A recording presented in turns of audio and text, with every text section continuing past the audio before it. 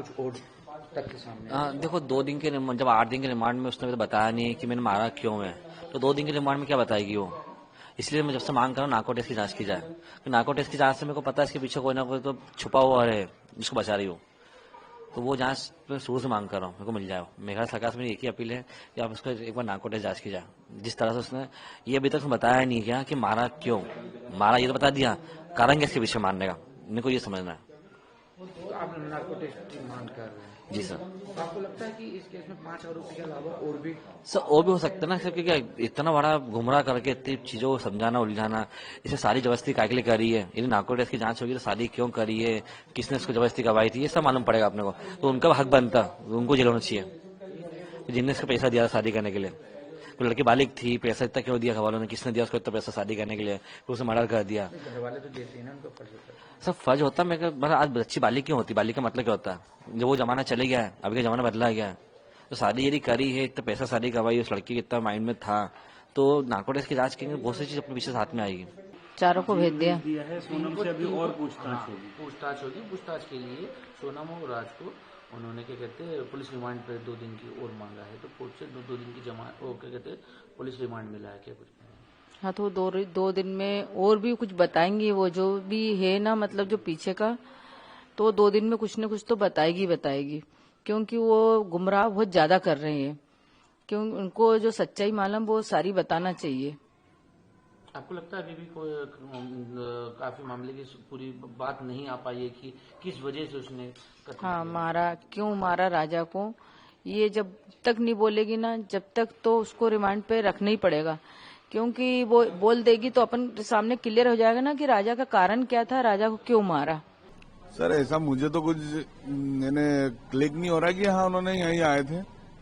बाकी कई प्रकार के कस्टमर आते हैं यहाँ तो, अब हम किसका क्या बोल रहे हैं, कौन क्या बैठ के क्या प्लानिंग कर रहा है, क्या है किसी के मन का हम थोड़ा जान सकते हैं कि उनके मन में क्या चल रहा है। और हमारा काम तो ये रहता है कि आप सामने ले और ग्राहक ने ऑर्डर दिया है, वेटरों का काम भी यही रहता है कि उन्होंने ऑर्डर लिया, किचन से ऑर्डर लगा, उसके बाद वो टेबल पे थोड़ा बैठे रहेंगे उनके पास। मतलब ये क्या इनके घर से पास है ये रेस्टोरेंट? यहाँ से 1-1.5 किलोमीटर की दूरी पर ही है नंदबाग कुशवानगर, तो हो सकता है कि आते भी हों। बाकी हाँ इतना यानी कंफर्म नहीं है कि देखा ही है। अच्छा, इसमें आपके यहाँ सीसीटीवी भी कैमरे लगे हुए हैं, तो क्या उसमें पुलिस आई थी उसको सीसीटीवी कैमरे की फुटेज ले गई हो, या कितने दिन का बैकअप आपके इसमें रहता है? नहीं सर, ये क्या है, अभी आप जिसे उनका 16 या 17 मई का उनका बता रहे कि वो यहाँ बैठे थे, और जो केस को उजागर हुआ है वो 8 से 9 तारीख को शायद मेन पता चला है ना, और मेरे पास 10 तारीख को खबर आई थी कि बोले आपके सीसीटीवी फुटेज वगैरह चेक करना है।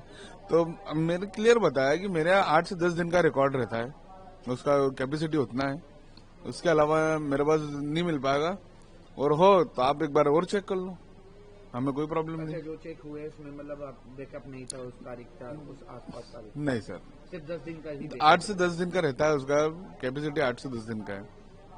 अच्छा, अभी आपने जो उनकी शक्लें देखी बाद में टीवी पे चलते हुए, या फिर उनके जो फोटोग्राफ्स आपको दिखाए गए, हमने भी आपको दिखाया फोटो में साथी में, तो क्या उससे आपको कुछ ध्यान आ रहा है कि यहाँ आए थे, या फिर कभी आपको ऐसा लगा हो कि आए थे?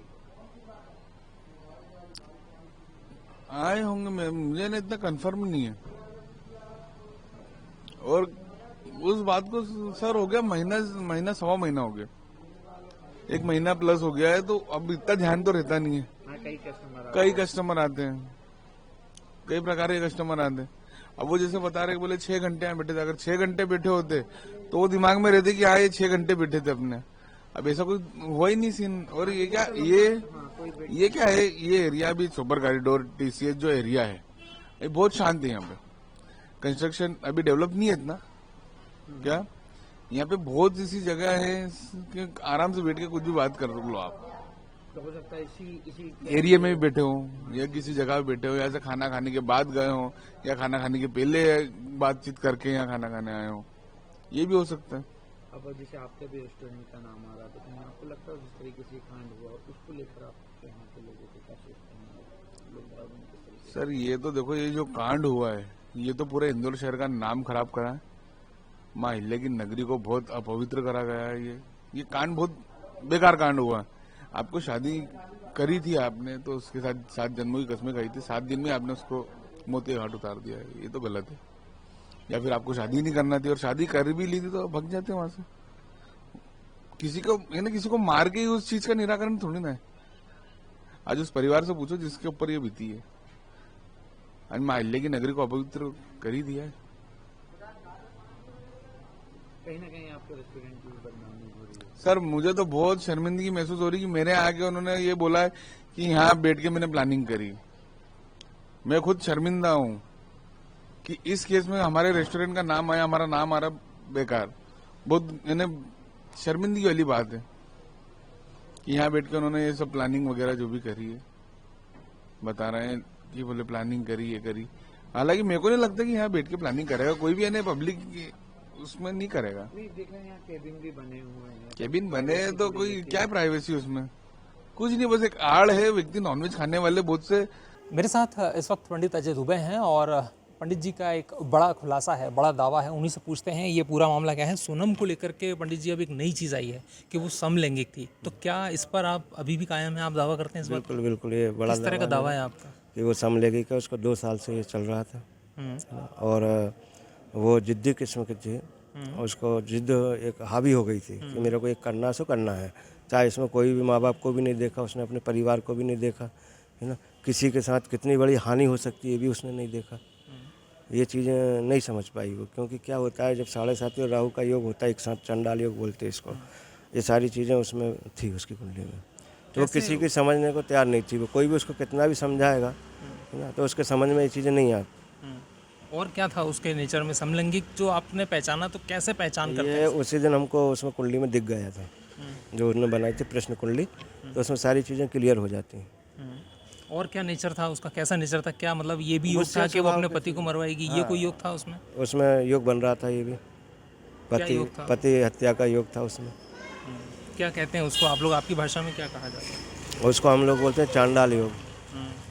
चांडाल योग जब बनता है तो वो इसी तरह की घटना होती है। तो ये सब चीज़ें जब आपने देखी, ये कौन से समय आपने देखी ये सारी चीज़ें? ये उसी दिन जब मैं गया था शांति पाठ करने, तब उसी समय उन्होंने पूछा था ये सारे प्रश्न, उसी समय देखा था। तो ये क्या राजा के साथ कहीं धोखा हुआ है, ये कहेंगे? हाँ बिल्कुल, ये बहुत बड़ा धोखा हुआ भी उस बच्चे के साथ। भगवान उसकी आत्मा को शांति दे। और ये तो वही बात हुई कि विश्वास दे के विष देना। तो परिवार कह रहा है कि 6 पंडितों को कुंडली दिखाई थी, तो वो तो मंगल योग उसमें था, है ना, ये सारी बातें निकल के आई। तो वो सब बातें भी आपने देखी या नहीं देखी हैं? नहीं, वो चीज़ें मेरे को नहीं दिखी। तो ये केवल एक, ये 2-3 चीज़ें जो खास समलैंगिकता वाली, बस ये 2-3 चीज़ें थी। और फिर उन्होंने प्रश्न किया था कि कितने लोग हैं, सोनम कहाँ मिलेगी, ये सारे उत्तर मैं दे चुका हूँ। तो अब आपने ये बात समलैंगिकता वाली परिवार से बात की, इस बारे में बताया राजा के परिवार को? नहीं, अभी तो क्या उनसे मेरी चर्चा नहीं हो पाई, क्योंकि अभी वो थोड़ा सा टेंशन में है, इसीलिए। और ये जो इसका अफेयर है, सोनम का अफेयर चल रहा था ना, प्रेम संबंध में थी, तो क्या ये भी कहीं कुंडली में दिखा है? हाँ, ये इसमें 2 साल का निकल के आ रहा था। निकल के आ रहा है? क्या निकला है उसमें, क्या बता रहा है? 2 साल से प्रेम प्रसंग में थी और साल भर के समथिंग इसको समलैंगिकता में हो गए। तो मतलब अब ये आप संबंध अभी कायम है अपनी बात पे कि समलैंगिक थी वो? हाँ ठीक है। तो पंडित जी जिस तरह से दावा कर रहे हैं, खैर अपनी अपनी बातें हैं, पंडित जी का अपना दावा है। और अब ये खुलासा होना बाकी है कि जो एक महिला का कैरेक्टर है, जो इस महिला का नाम इसमें आ रहा है पूरे केस में, वो कौन है, वो व्यक्ति या वो महिला कौन है जिसकी बात पंडित जी भी कर रहे हैं। और कहीं ना कहीं ये पूरी जो एक प्रोसेस है उसमें खुल के कैसे नाम सामने आते हैं। उमेश भारद्वाज, टाइम्स नाउ नव भारत, इंदौर।